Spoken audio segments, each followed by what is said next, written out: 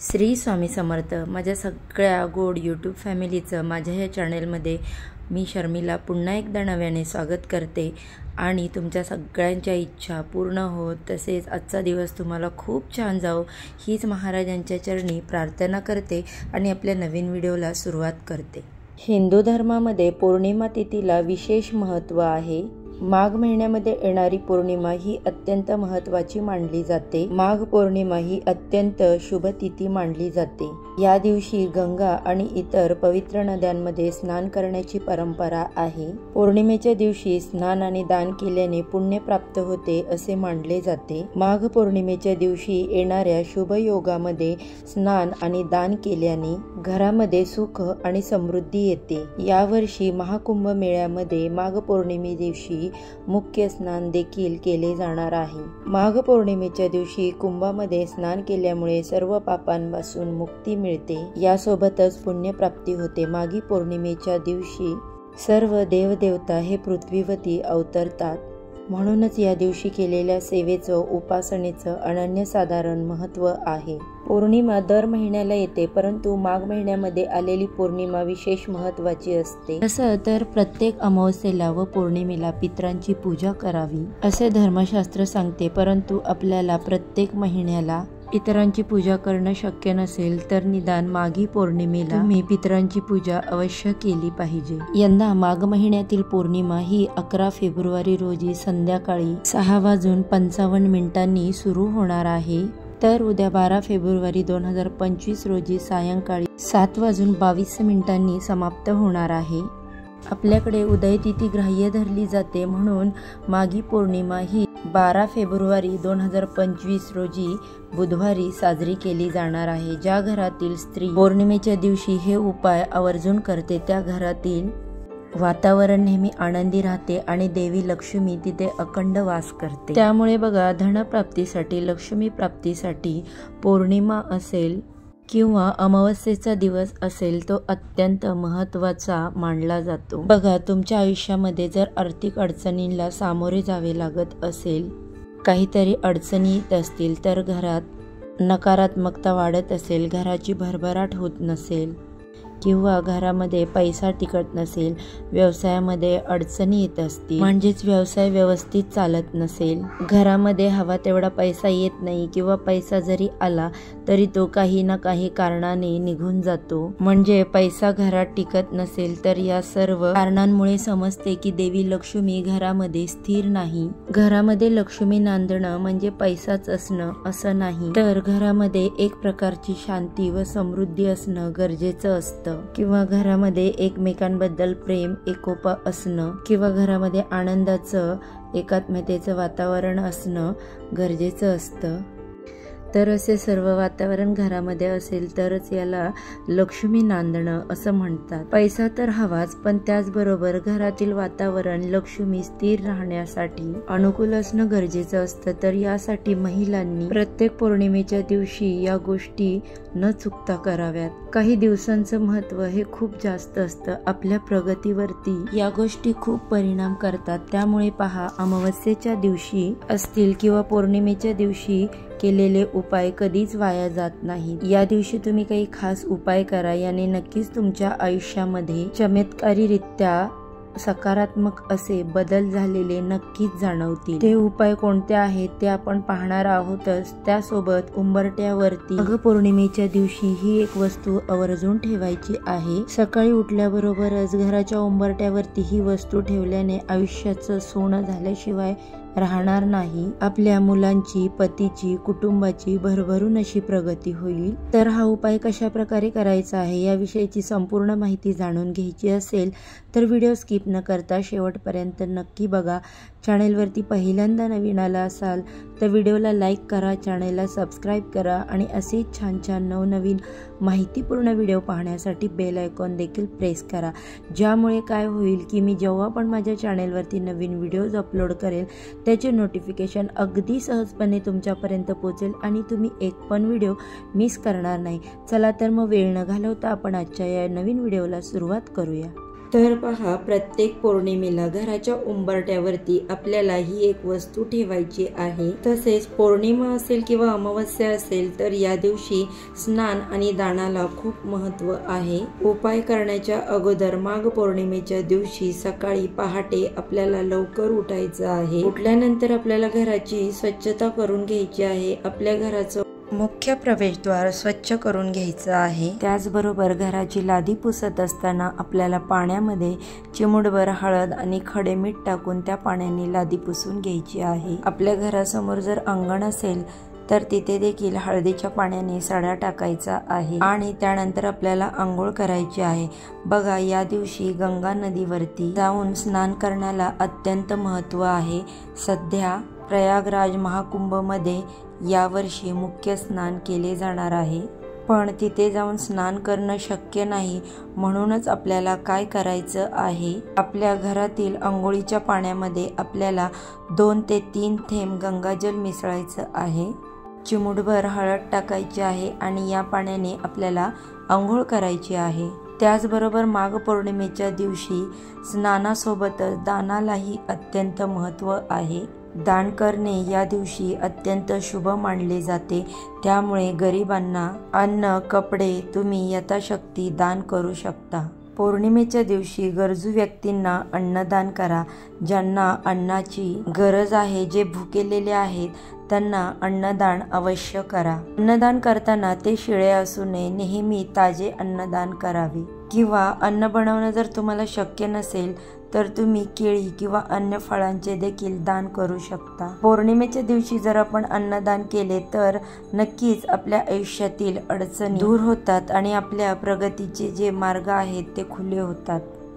त्याचबरोबर पौर्णिमेच्या दिवशी काही गोष्टी दुसऱ्याला देणे कटाक्षाने टाळावे। त्यामध्ये सुट्टे पैसे देणे किंवा एखाद्याला उधार पैसे देणे किंवा उधार पैसे घेणे टाळावे। त्याचबरोबर दही, दूध, तूप, ताक हे दुधापासून बनवलेले पदार्थ देखील दुसऱ्यांना देणे टाळावे। हे पदार्थ लक्ष्मीकारक असतात, त्यामुळे हे पदार्थ पौर्णिमेच्या दिवशी दुसऱ्यांना देणे टाळायचे आहे।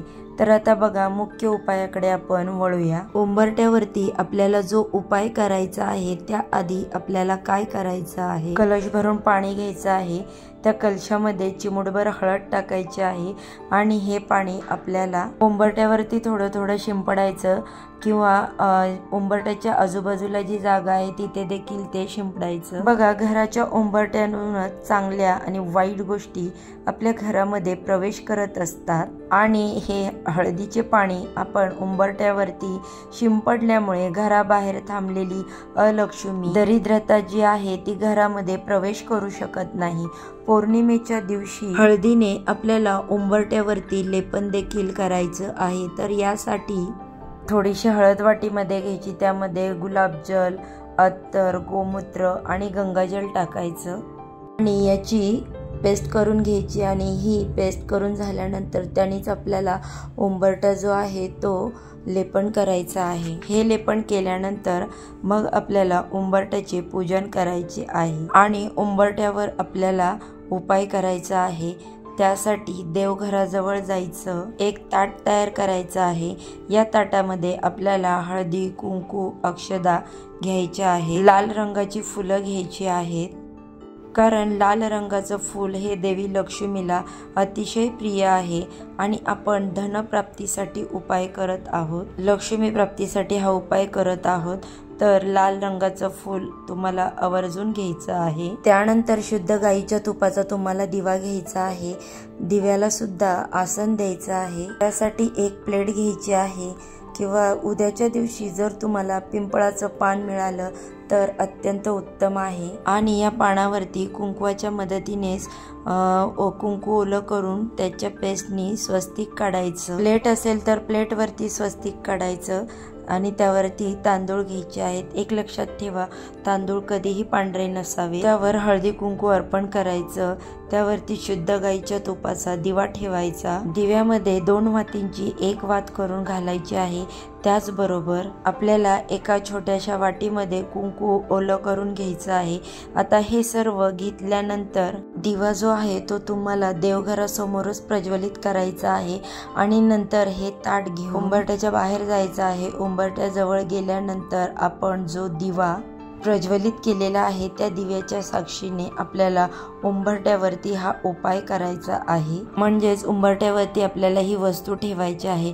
तर सर्वप्रथम आपल्याला धूप वगैरे प्रज्वलित करायचा आहे। त्यानंतर आपण जी मगाशी कुंकवाची पेस्ट तयार करून घेतलेली आहे त्या पेस्टनी आपल्याला उंबरठ्याच्या अगदी वरती 8 रेषा द्यायच्या आहेत किंवा 8 टिंब द्यायचे आहेत, कारण उंबरठ्याच्या बरोबर वरती अष्टलक्ष्मीचं स्थान असतं। आपण जेव्हा घरातून बाहेर जातो किंवा बाहेरून घरात आत येतो त्यावेळेस उंबरठ्याच्या वरतीच अष्टलक्ष्मीचं स्थान असतं। ज्यावेळेस पौर्णिमेच्या दिवशी आपण हा उपाय करतो त्यावेळेस अष्टलक्ष्मी आपल्याला भरभरून असे आशीर्वाद देतात। उपाय करत असताना काय करायचं तर सर्वप्रथम आपल्याला ओलं कुंकू घ्यायचं आणि उंबरठ्यावरती पहिला बिंदू काढायचा आहे आणि तुम्हाला लक्ष्मीचं स्मरण करायचं आहे।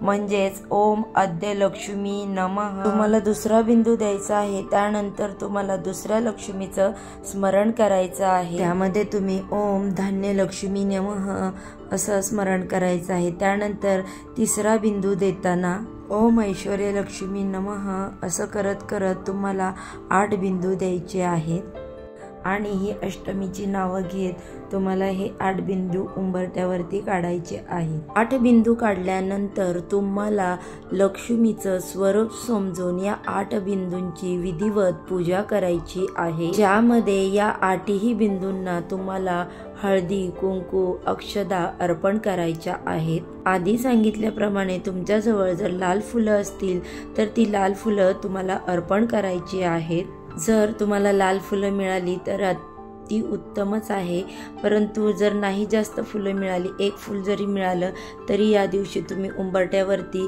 हे 1 फूल अर्पण करणं अत्यंत महत्त्वाचं आहे। त्यानंतर धूप ओवाळून घ्यायचा आहे आणि त्यानंतर आपण जो दिवा प्रज्वलित केलेला होता त्या दिव्याने आपल्याला अष्टलक्ष्मीचं स्मरण करत तुम्हाला तो दिवा अष्टलक्ष्मीवरून ओवाळून घ्यायचा आहे। त्यानंतर तुम्हाला हात जोडून तुमच्या घरामध्ये सुख समृद्धी यावी, तुमच्या घराची पतीची मुलांची भरभरून अशी प्रगती व्हावी यासाठी अष्टलक्ष्मीचे स्मरण करायचे आहे, अष्टलक्ष्मीकडे प्रार्थना करायची आहे। त्यानंतर हा दिवा तुम्हाला तुमच्या घराच्या उंबरठ्या बाहेर ठेवायचा आहे। आता हा दिवा कुठे ठेवायचा, ज्या वेळेस आपण घरातून बाहेर जातो त्यावेळेस घरातील डावी बाजू जी आहे उंबरठ्याची तिथे हा दिवा ठेवायचा आहे। जर हा उपाय तुम्हाला सकाळी करणं शक्य नाही झालं तरी दिवे लागणीच्या वेळी तुम्ही हा उपाय संध्याकाळी करू शकता, कारण दिवे लागण्याची वेळ ही लक्ष्मीच्या आगमनाची वेळ असते। त्यामुळे तुम्ही त्या वेळेमध्ये जर हा उपाय केला तर देवी लक्ष्मी स्थिर होते, अखंड तुमच्या घरामध्ये वास करते। अत्यंत साधा आणि खूप असा प्रभावी हा उपाय आहे। बघा, दिव्यामध्ये जोपर्यंत तूप आहे तोपर्यंत तो जळत राहील, दिव्यातलं तूप संपल्यानंतर आपोआप तो शांत होईल। मातीचा दिवा हे मंगल्याचं प्रतीक आहे, त्यामुळे मातीचा दिवा हा सर्वश्रेष्ठ मानला जातो। त्यामुळे देवी लक्ष्मीला आपल्या घराकडे आकर्षित करण्यासाठी मातीच्या दिव्याचा तुम्हाला वापर करायचा आहे। दुसऱ्या दिवशी या दिव्यातील वात जर संपूर्ण जळून गेली असेल तर उत्तमच आहे, परंतु ती अर्धवट जळाली असेल तर ती निर्माल्यामध्ये टाकायची आहे। त्यानंतर दिवा स्वच्छ धुवून पुन्हा तुम्ही एखाद्या ज्या धार्मिक कार्यामध्ये वापरू शकता। दिव्यामध्ये ठेवलेले तांदूळ जे आहेत किंवा दिव्याखाली आपण आसन दिलेले ते तांदूळ तुम्हाला तुमच्या घरातील तांदळाच्या डब्यामध्ये टाकायचे आहेत। यामुळे तुमच्या घरामध्ये अन्नधान्याची कमतरता भासणार नाही आणि ते तुम्ही पक्ष्यांना खायला घालू शकता, त्यामुळे तुमच्या हातून अन्नदान झाल्याचे पुण्य देखील मिळेल। तर असा हा अत्यंत प्रभावी उपाय उद्या माघी पौर्णिमेच्या दिवशी तुम्हाला आवर्जून करायचा आहे। चला तर मग आजचा व्हिडिओ मी इथेच एंड करते। व्हिडिओ जर आवडला असेल तर लाईक, शेअर आणि सबस्क्राईब करा। सर्वांना श्री स्वामी समर्थ।